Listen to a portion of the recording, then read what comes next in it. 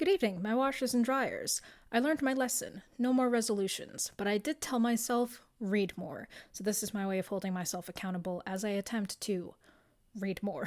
Every month I'll talk about the books that I read the previous month, talk about what they were like, what I thought about them, and maybe make some recommendations along the way. Who knows? Let's get into what I read in January. So the first book I read on New Year's Day was Uzumaki by Junji Ito, which is a horror graphic novel, and it is very, very good. If you have never read a horror graphic novel, if you've not really read horror novels, that was kind of the boat I found myself in, I really recommend starting with this one. Junji Ito's work is beautifully grotesque. It is so morbid, but it is so well done. It's about this girl who lives in a small village in Japan where they are obsessed with spirals, and that obsession becomes their undoing. I was thrilled. I read this in a single sitting because it was so easy to just pour through the pages. Junji Ito does such a great job of placing the reveals on the page turns. So you'll be reading and you'll get to a point where you know something grotesque and awful is on the next page, and so he's just like, what, you big baby, you're not going to turn the page? It was such a great story. The individual chapters are structured almost like short stories unto themselves, but they all fit into this greater narrative. Shuichi and Kiri are like the best horror couple I have ever seen. I would show pages from the book itself, but I was borrowing my brother's copy, so here are a couple of frames from it, and it is fantastic. If you're looking for something that is engrossing and very quick-paced, a fantastic example. And if you like horror, this is definitely something that should be in your library and in your arsenal. After that, I read Crying in Mart by Michelle Zauner, which is a memoir about a Korean American woman who is trying to reconcile her relationship with her mother and her relationship with her Korean heritage as she realizes that her mother is dying. Memoirs are not really a genre that I read too often, but I was glad I read this one because I really like the exploration of the relationship between parents and their children, and mothers and daughters.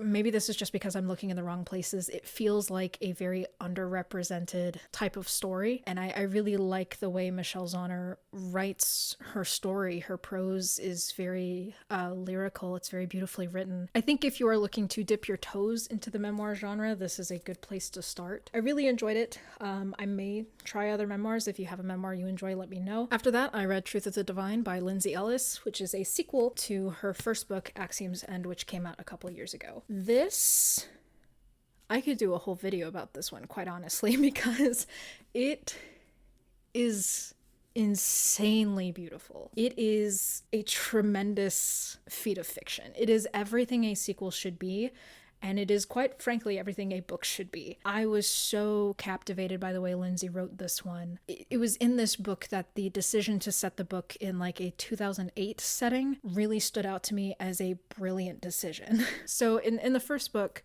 the main character becomes the sole point of communication between humans and a hostile alien. And this book dissects what that does to a person emotionally, to have this kind of codependent relationship upon this alien, what it does to you to become a public figure against your will. And the main character already has experience with that because her dad is a whistleblower.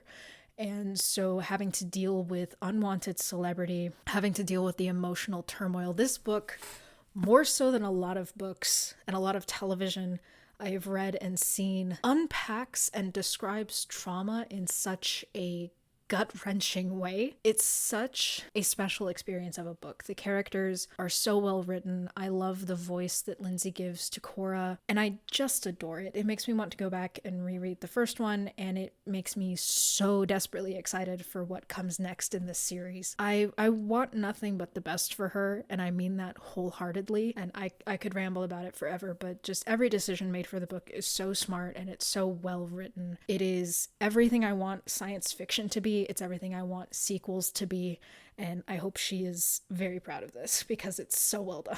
After that, I read The Screwtape Letters by C.S. Lewis. It is a Christian satire about a demon named Screwtape who is writing to his nephew Wormwood about how to tempt people. It breaks my heart that Christian fiction typically is not as good as this, and that Christian media in general is not as good as this. You are left to put the pieces together, and he has a lot of insightful things to say about the work itself, because people were like, well, you should have the angel section on the other side, and he's like, no, that's That's not the point of this. And I think it's really creative. I love hellish bureaucracy. I would love to include stuff like that in my own writing. Screwtape as a narrator is just so much fun. The way he describes things, the way he writes is really fun. The way he chastises Wormwood is phenomenal. And I really like the way he sets up hell as being this like factory that demands humans for consumption. Really cool decision. I'm into that. If you're a little nervous about reading it because it's so overtly Christian, don't be. It's just fun. And I really enjoyed it. Again, it makes me sad that Christian media can't be this good all the time. And last, I read The Constant Rabbit by Jasper Fforde. The Constant Rabbit is set in 2022, funnily enough, and it is set in a United Kingdom where 50 years ago there was a spontaneous animal event where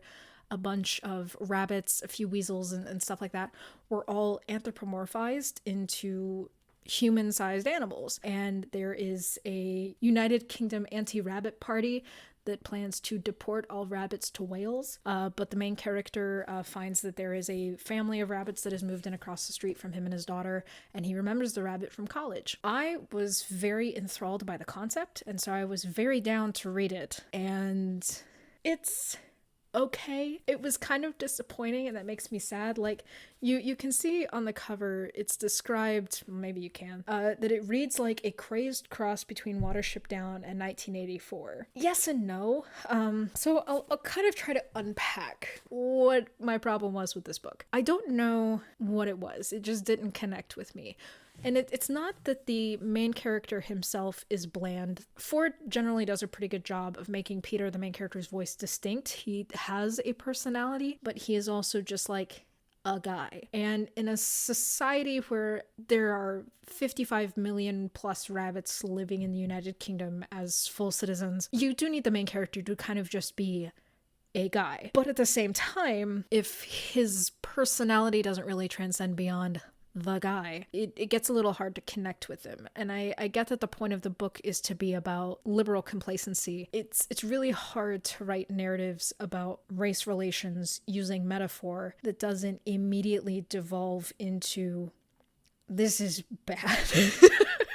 It's not bright bad, and they still manage to acknowledge the complexities that are introduced by acknowledging the biological aspects of these animals. For example, the United Kingdom Anti-Rabbit Party wants to restrict the rights of rabbits because they don't want a radical vegan agenda to be introduced to the United Kingdom, and because rabbits breed as quickly as they do, they don't want their population overrun with rabbits. Whereas foxes are given special clearance to kill rabbits because foxes are predisposed to killing rabbits, and it curtails on rabbit overpopulation. And really, when they introduce the fox, that helps a lot, but it's still a baffling book to me. I don't know what it was. I don't regret reading it, but man, it took me forever to get through. I'll tell you what the other problem was. This book is so disgustingly British. I am too American to understand and grasp this book. They do give footnotes, and the footnotes are helpful, especially to like get the audience up to speed on what has happened in the United Kingdom for this time, but like, man, I am so American. I really wanted to like this, and I'm sorry that I didn't. And that is what I read in January. For February, I'm going to try and read the Shades of Magic series by V.E. Schwab, which includes A Darker Shade of Magic, A Gathering of Shadows, and A Conjuring of Light. I read the first book